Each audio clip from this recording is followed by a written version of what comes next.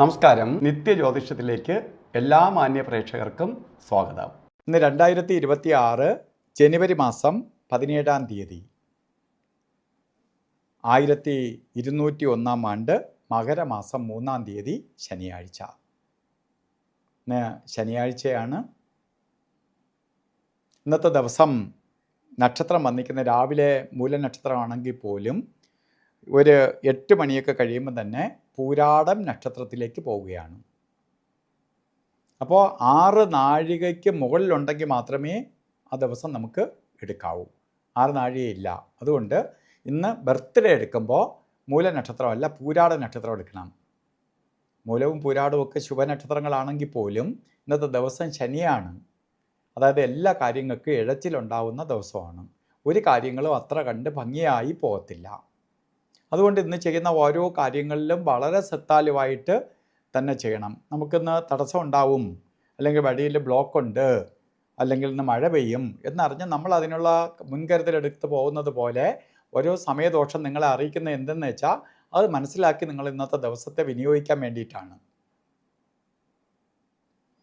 അതുപോലെ പൂരാട നക്ഷത്രം ബർത്ത്ഡേ വന്നിട്ടുള്ളവർക്ക്,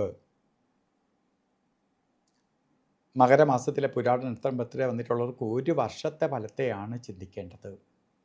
വാർഷിക ഫലത്തെ ചിന്തിക്കുമ്പോൾ, ജന്മനാളിൻ്റെ ഫലത്തെ എടുക്കുമ്പോൾ നമുക്ക് വളരെ തടസ്സഭാവങ്ങളെ കൊടുക്കുന്ന ഒരു വർഷമാണ്. സാമ്പത്തികമായിട്ട് ജോലിയിൽ പ്രോബ്ലംസ് ഉണ്ടാവും. അതുപോലെ സാമ്പത്തിക നഷ്ടം വരും, രോഗാതുരിതങ്ങൾ വർദ്ധിക്കും, അപകടങ്ങളുണ്ടാവാം, ശത്രുഭയം കൂടാം, സമാധാനം കിട്ടാതെ വരാം. ഇതൊക്കെ വരുന്നതാണ് ശനി. അതുകൊണ്ട് നമുക്ക് ഇതിനെ അതിജീവിച്ച് പോകാൻ വേണ്ടി ശനിയുടെ പിതാവായ സൂര്യനെ തൊഴണം, ശനി വ്രതം നോക്കണം, നീരാഞ്ജനം കത്തിക്കണം, ശനീശ്വര യന്ത്രം ധന ആകർഷണ യന്ത്രവുമായി ചേർത്ത് ദേഹരക്ഷ ധരിക്കണം. ഇതൊക്കെ ചെയ്തു പോകുമ്പോൾ ഈ ദോഷത്തിൽ നിന്ന് നമുക്ക് അതിജീവിച്ച് പോകാൻ സാധിക്കും. ദോഷം നമുക്ക് എഫക്റ്റ് ചെയ്യാതെ പോകാൻ സാധിക്കും.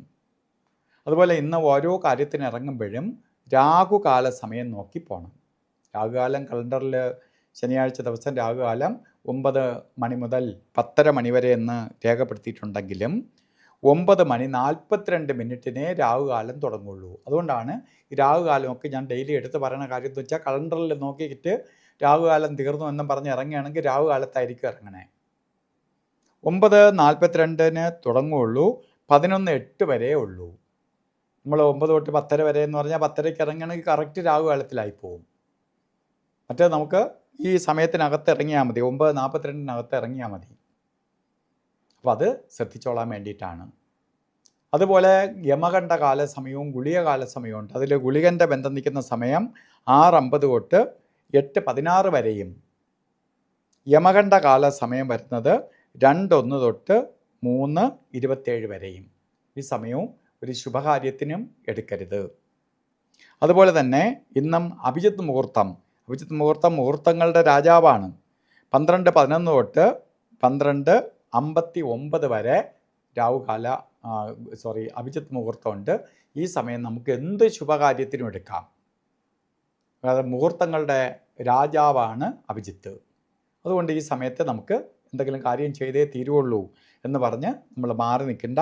ഈ സമയത്ത് നമുക്ക് വിനിയോഗിക്കാം. അതുപോലെ തന്നെ ഓരോ കാര്യത്തിന് ഇറങ്ങുമ്പോഴും ശനീശ്വരൻ്റെ കാര്യത്തിന് ഇറങ്ങുമ്പോൾ മാത്രമല്ല, വീട്ടിൽ നിൽക്കുമ്പോഴും നമ്മൾ ശനിക്കൊരു കളറുണ്ട്.